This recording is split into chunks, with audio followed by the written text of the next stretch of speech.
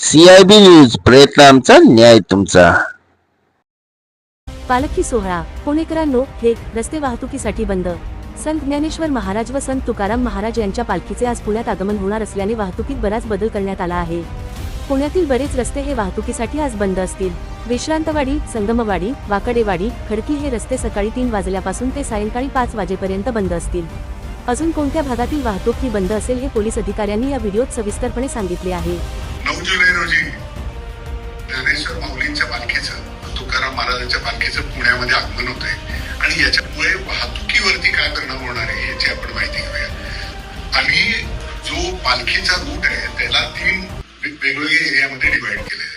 आता पहिला जो एरिया आहे, जो मुख्य विश्रांतवाडी, संगमवाडी, वाकडेवाडी, खडकी, पाटील इस्टेट, हा एरिया हा साधारण सकाळी 3 वाजल्यापासून संध्याकाळी 5 पर्यंत वाहतुकीसाठी बंद असेल.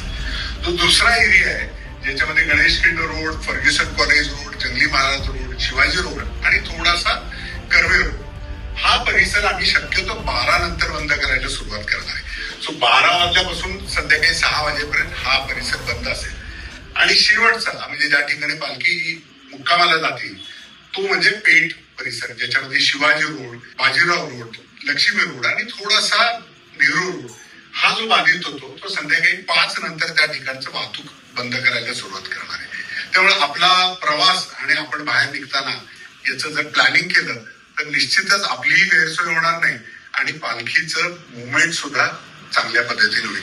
याबरोबरच आपल्याला जर पालखीचं लोकेशन पाहायचं असेल तर आपण diversion.punepolice.gov.in ही जर आमचं वेब पेज जर आपण बघितलं तर आपल्याला लाईव्ह पालखीचं लोकेशन मिळेल. म्हणजे आपल्याला दर्शनासाठी जायचं असेल तरी सुद्धा आपली त्याची सोय होईल.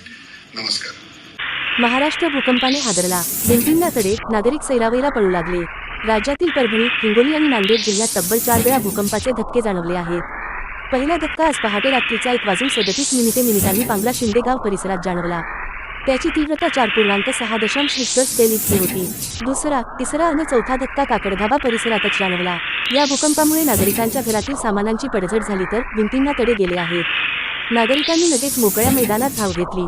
यात जीवितहानी टळली.